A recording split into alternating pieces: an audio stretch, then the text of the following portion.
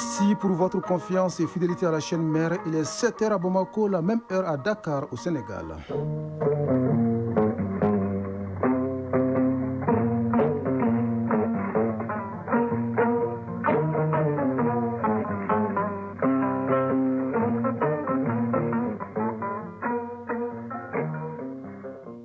Le journal Bourama Traoré. Mesdames et messieurs, bonjour et bienvenue dans la première édition de Mali Actualité, les titres. Résister pour faire face à l'oppresseur, un appel lancé hier par le Premier ministre lors de la célébration de la Journée de l'Afrique, pour qui le combat mené aujourd'hui par la Confédération AES est celui de la dignité. Comment faire de la région du Liptako-Gourma un espace économique et d'intégration? Une transformation est en perspective pour mieux répondre à cette exigence. Le président du Sénégal, Bassirou Diomaye Faye, entame ce lundi une visite d'État en Guinée-Bissau, une grande première puisqu'aucun chef de l'État sénégalais n'a été reçu en Guinée-Bissau avec ses rangs protocolaires depuis l'indépendance du pays en 1974. En Sierra Leone, le Mpox continue son inquiétante progression. Plus de 3000 personnes sont touchées par la maladie, 14 d'entre elles y ont succombé. Le Mali connaît désormais ses adversaires pour la Coupe du Monde de moins de 17 ans prévue au Qatar. Le tirage au sort a eu lieu hier. Sur le continent, la Renaissance sportive de Berkane remporte la Coupe CAF. C'est tout pour les titres. Il y a 62 ans que l'OIA a été créée, devenue plus tard Union africaine. La date anniversaire célébrée hier à travers le continent a été marquée au Mali par la montée des couleurs à la Tour de l'Afrique. Une cérémonie présidée par le Premier ministre, le général Abdoulaye Maïga, qui a salué le combat des pères fondateurs de l'Union africaine, dont le président Modibo Keïta, avant de rappeler les grands défis du moment. En première ligne, le terrorisme et le combat pour la souveraineté.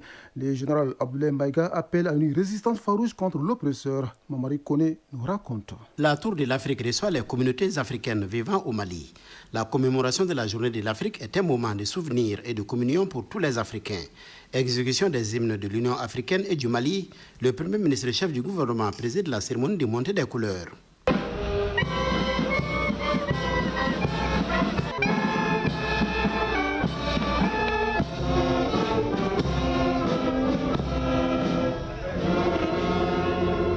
Le général de division Abdoulaye Maïga salue ensuite les membres du gouvernement, les ambassadeurs des pays africains accrédités au Mali ainsi que les communautés africaines vivant au Mali. La célébration de la Journée de l'Afrique est l'occasion de rendre hommage au père fondateur de l'Union africaine dont le président Feu Modibo Keïta. Général de division Abdoulaye Maïga, Premier ministre, ministre de l'administration territoriale et de la décentralisation. Le 25 mai 1963, les dignes enfants africains se mobilisaient pour créer l'organisation de l'unité africaine.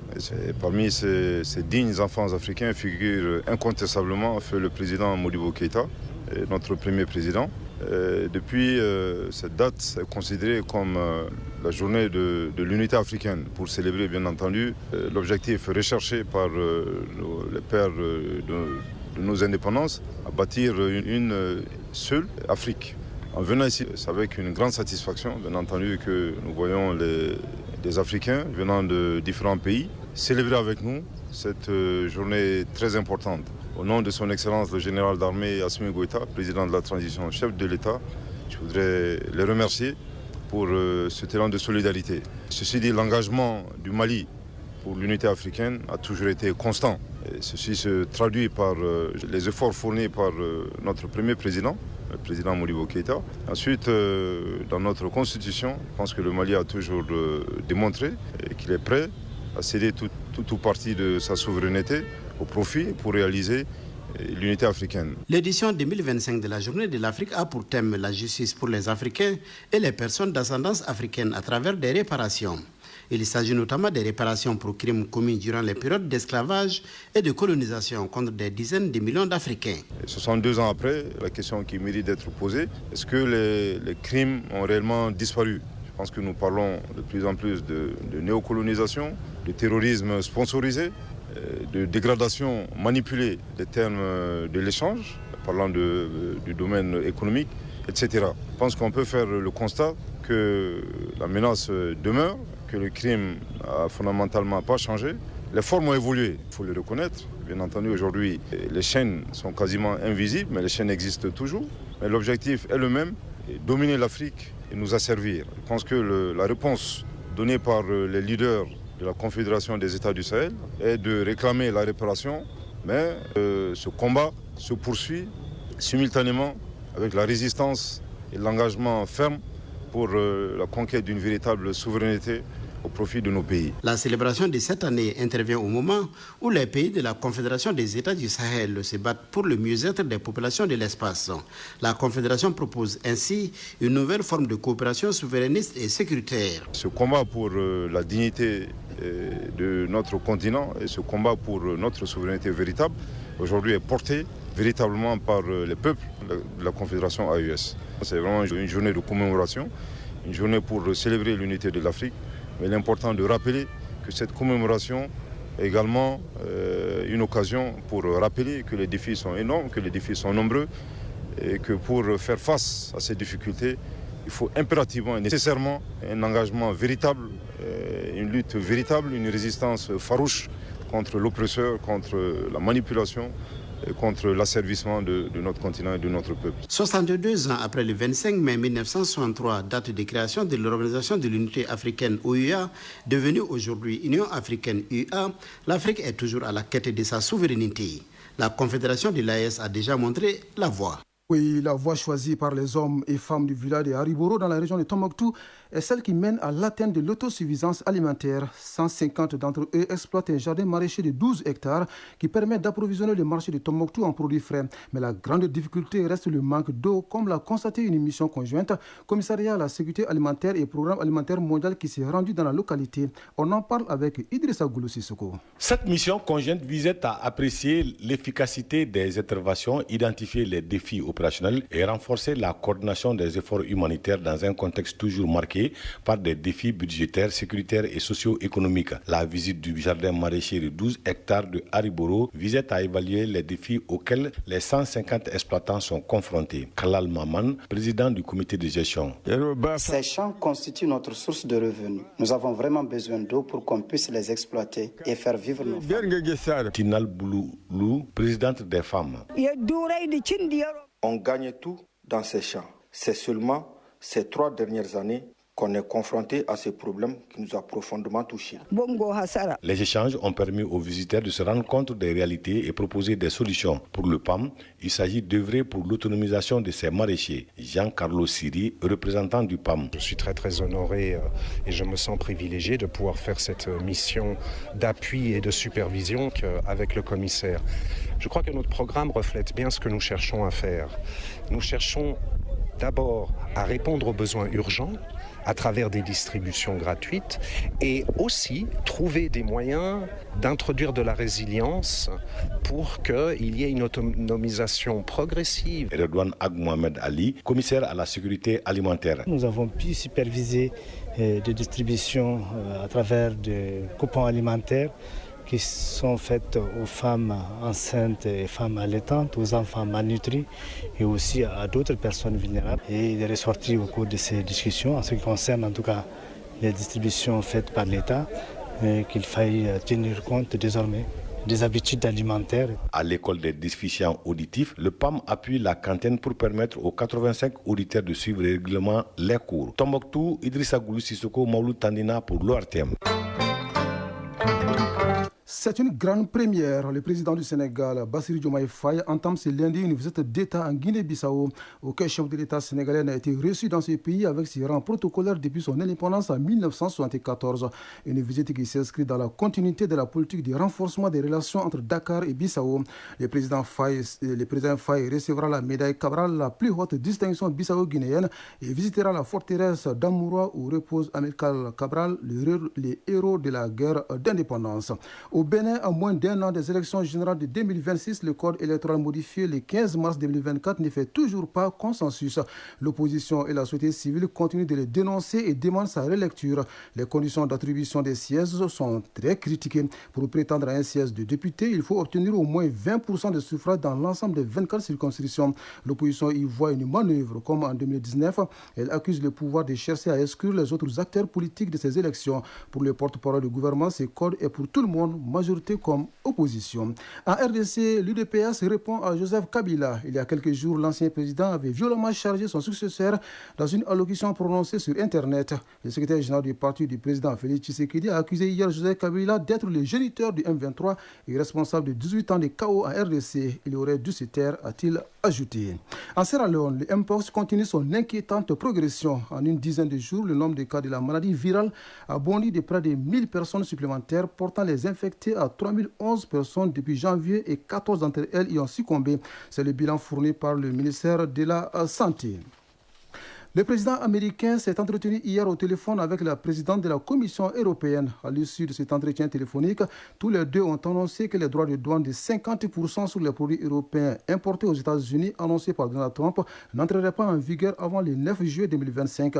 Le temps pour les deux partenaires de conclure un accord. Washington avait initialement indiqué que ces nouveaux tarifs seraient effectifs à compter du 1er juin prochain.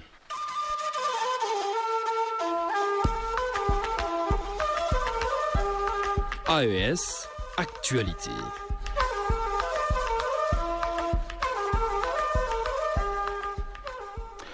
Comment transformer l'autorité de développement intégré des États du Liptako-Gourma en une agence d'exécution des projets de développement de l'AES?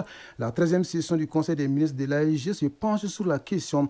L'objectif recherché est de faire de la région du Liptako-Gourma un espace économique et d'intégration. On en sait plus avec Sogona Kamisoko. Comment faire de l'autorité de développement intégré des États de Liptako-Gourma un véritable outil d'exécution de tous les grands chantiers de développement des pays de l'AES? Tel était le principal sujet au centre des débats de cette 13e session du Conseil des ministres de l'autorité de développement intégré des États du Liptako-Gourma. Cette organisation régionale, de sa création en 1970 à nos jours, a exécuté plusieurs projets de développement dans les pays concernés. Les domaines ciblés sont des infrastructures, des transports, de la télécommunication, de l'agriculture, de l'élevage et des mines. Alousseni Sanou, ministre de l'économie et des finances. Malgré l'hostilité du climat et la rareté des ressources financières, des actions appréciables ont été menées avec la mobilisation d'environ 273 milliards de francs CFA par l'ALG avec l'appui de ses partenaires techniques et financiers. Les résultats atteints dans la mise en œuvre des opérations concrètes sur le terrain démontrent, s'il en est besoin encore, la pertinence et la clairvoyance de la vision de nos chefs d'État lors de la création de l'ALG. Il convient cependant de reconnaître aujourd'hui que l'environnement géopolitique sous-régional a changé en raison des menaces multiformes et des défis communs à l'espace. Transformer l'autorité de développement intégré des États du Liptako-Gourma en agence est une recommandation de la 12e session tenue en juillet 2024 à Niamey. Amadou Keïta, ministre des Mines, président du Conseil des ministres de l'ALG. Je ne doute pas que les conclusions auxquelles nous parviendrons renforceront davantage les initiatives en cours du pilier développement de l'AES pour que la transformation de l'ALG en agence d'exécution soit le facteur de la réussite des futurs chantiers qui lui seront confiés. Ceci permettrait sans nul doute que la région du Liptako-Gourma devienne un espace économique et d'intégration tant souhaité au bénéfice des populations. Après l'ouverture des travaux, les ministres se sont retrouvés à huis clos. Une rencontre à l'issue de laquelle d'importantes recommandations ont été formulées. Awa Aou, secrétaire exécutive de l'ALG. Le Conseil des ministres décide, après examen du rapport sur l'intégration de l'ALG dans l'architecture institutionnelle de la Confédération des États du Sahel, de soumettre un projet d'acte portant transformation de l'ALG en agence d'exécution de la Confédération des États du Sahel pour adoption par la conférence des chefs d'État et ou de gouvernement. L'objectif global est de renforcer davantage la résilience de nos trois pays face à la crise multidimensionnelle à laquelle ils sont confrontés. Elle est le fer de lance d'une nation, une actrice clé pour la réussite d'une révolution progressiste et populaire. La jeunesse de l'AES au cœur d'un panel à Ouagadougou, au Burkina Faso, pour parler de son rôle et sa contribution au combat actuel pour la souveraineté de la Confédération des États du Sahel. Panel animé par les trois ministres en charge de la jeunesse de l'espace confédéral. Les échos avec Hervé Kaboré de la radio du Burkina. L'espace AES est dans une démarche révolutionnaire. Chacun des trois pays étant riche de sa jeunesse, il est important que cette dernière soit la cheville ouvrière de la révolution, selon le ministre burkinabé de la Jeunesse. C'est pourquoi le ministre Roland Somda a salué l'initiative du mouvement Jeunesse Réveille-toi. Notre espace commun, l'AES, est dans une démarche révolutionnaire. Nous avons vu que les statistiques nous parlent. Nous sommes riches de notre jeunesse. Alors, il est impossible que cette jeunesse-là ne vienne pas prendre sa part dans cette révolution populaire progressiste pour que nous puissions rompre avec les pratiques d'assistanat de nécessité. Ce panel va traiter des thèmes qui riment avec la révolution populaire progressiste, le changement de mentalité. Ce mouvement qui est à son début doit se perpétrer et permettre à la jeunesse de notre espace de parler d'une même voix et d'être dans un élan vers la souveraineté totale. Abdul Kassim Fomba, ministre de la Jeunesse du Mali, et Mohamed Al-Mahamoud Sidi, ministre nigérien de la Jeunesse, ont tour à tour pris la parole pour échanger avec les jeunes sur leur implication dans les initiatives en cours et comment être acteur de solutions innovantes dans ce contexte de reconquête des territoires de l'AES. Les ministres ont saisi l'occasion pour appeler la jeunesse à être un vecteur de développement. Le ministre Roland Somda. L'appel que nous lançons, c'est que la jeunesse puisse saisir ces opportunités pour être un véritable levier au développement et en retour apporter sa part au développement du pays qui leur aura tout donné. C'est l'appel que nous lançons à l'ensemble de la jeunesse de l'AES à partir de Ouagadougou. Ça doit parcourir tout notre espace et être compris et entendu de la même manière. Pour Raphaël Nyoli, président du mouvement, le mouvement Jeunesse Réveille-toi est un état d'esprit, une mission, un engagement. Engagement derrière les dirigeants de l'AES, car, dit-il, le pouvoir de l'AES, c'est le pouvoir de la jeunesse. Oui, jeunesse appelée au Niger à s'impliquer fortement dans les processus de refondation, notamment la promotion et la valorisation des langues nationales. Elle est aussi invitée à travailler en faveur du vivre ensemble et de l'intérêt du pays. C'est la quintessence d'un entretien que le directeur des cabinets du président du Niger, Soumana Boubacar, a accordé à nos confrères de la Voix du Sahel. Le schéma sera défini de façon consensuelle pour que les Nigériens, ceux qui ne parlent pas déjà Hausa, puissent parler la langue Hausa. C'est notre patrimoine culturel, c'est notre tradition et nous en sommes tous fiers. Vous avez bien suivi, lorsque le chef de l'État parle la langue française, il prend toujours le soin de s'adresser aux Nigériens en Hausa, en germain et désormais même en fulfulde, pour toucher tous les Nigériens, pour qu'il n'y ait pas d'intermédiaire entre le chef de l'État et ses concitoyens. Pour que le message passe plus facilement, il s'exprime dans ces langues-là. Comprenez qu'il fut un temps dans ce pays où les gens étaient complexés pour parler leur langue. Le chef de l'État, le président Tchani, est arrivé, il a cassé ce mur-là. Aujourd'hui, c'est Hausa, Germain, Fulfulde.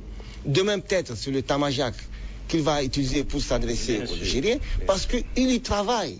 Il a le souci d'apprendre toutes les langues, et il a le souci de communiquer dans toutes les langues et de passer directement le message aux Nigériens. Et toutes les dispositions seront prises pour que ces langues soient travaillées, pour que ces langues puissent être éternelles. C'est cela l'objectif. Sur le plan, tout simplement, de notre vivre ensemble, cela ne changera absolument rien.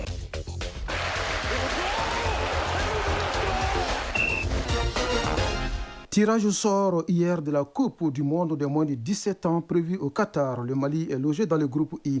Sur le continent, la Renaissance sportive de Berkane remporte la Coupe CAF face à Simba malgré le match nul, un but partout. Ici au Mali, la 24e journée du championnat national de Ligue 1 prend fin cet après-midi. Voyons tout cela dans la synthèse de l'actualité sportive qui porte la signature de Isaac Thierno. La 24e journée du championnat national de Ligue 1 professionnelle s'achève ce lundi après-midi avec les matchs AS Police Afrique Football Elite et FC Diarra Union sportive de Bougouba. Cette journée s'est poursuivie hier. Biga FC a battu l'Isfas par 5-2. L'Estral et le Djoliba ont fait match le but partout. Les rencontres ont eu lieu au stade Mamadou Konaté samedi. Lasco et les Étoiles du Mandé ont fait match nul, un but partout. L'Union sportive de Bougounia a battu 11 Nyarela par 1-0. Il faut noter que le Salman de Bako a déjà concocté son titre de champion à 2 journées de la fin. Le Salman devient ainsi le premier club champion de la première édition de la Ligue 1 professionnelle de football du Mali. Le club de Sotuba a scellé ce sacre au stade Mamadou Konaté en battant l'AS Bakarian de Barouli par 1-0. Les Blancs de Bamako détrônent les Rouges de Bamako au sommet de l'élite du football national. Le Djoliba terminera deuxième. Coupe CAF. La Renaissance sportive de Berkane a décroché hier dimanche à Zanzibar la Coupe de la Confédération africaine de football en tenant en échec le ST Simba lors de la finale de retour 1 but partout après avoir remporté le match aller 2-0. Le club marocain, déjà solide à l'aller, a confirmé sa suprématie sur l'ensemble de la double confrontation, décrochant ainsi son troisième titre continental après ceux glanés en 2020 et 2022. Le tirage au sort de la Coupe du Monde 2025 des moins de 17 ans à Doha au Qatar a eu lieu hier. Les 10 sélections africaines qualifiées pour cette première édition à 48, qui aura lieu du 3 au 27 novembre prochain dans l'Émirat, sont fixées. Troisième du dernier mondial des moins de 17 ans, le Mali ne devrait pas trop trembler contre l'Arabie Saoudite, finaliste de la Coupe de l'Asie, l'Autriche et la Nouvelle-Zélande. Pour ce qui est de l'autre pays de l'AES, le Burkina Faso, demi-finaliste séduisant de la CAN et qui fera face aux États-Unis, au Tadjikistan et à la République tchèque dans la poule I. Cette poule ne devrait pas être instrumentale pour le Burkinabé. Champion d'Afrique déchu, le Sénégal éliminé en quart de finale aura lui la Croatie comme principal adversaire aux côtés du Costa Rica et des Émirats arabes unis. Tournant Women Cup de la zone UFOA en Mauritanie pour le compte de la troisième et dernière journée. Le Mali affrontera cet après-midi le Libéria à partir de 16h. Déjà, l'équipe nationale dames du football du Mali a validé son ticket pour les demi-finales du tournoi en dominant hier celle de la Guinée-Bissau au compte de la deuxième journée de groupe. Le Mali a commencé par une large victoire face à la Mauritanie 5-0 avant de battre la Guinée-Bissau 4-1 au compte de la deuxième journée. Le Mali, avec 6 points, occupe la tête du groupe A. C'était la page sport et c'était la signature de Isaac Tchenou. Page sport qui met d'ailleurs un terme à cette première édition du Mali Actualité qui vous a été servie par un trio: Alou Koulibaly à la mise en onde, Mohamed Koulibaly à la mise en ligne et au micro Bourama Traoré. Après la météo avec Soumela Sissé, Fatim Damele s'installe pour la lecture des avis et communiqués. Les prochains rendez-vous avec l'information, c'est à 13h. Grand merci à vous de nous avoir suivis. Belle journée à vous, où que vous soyez.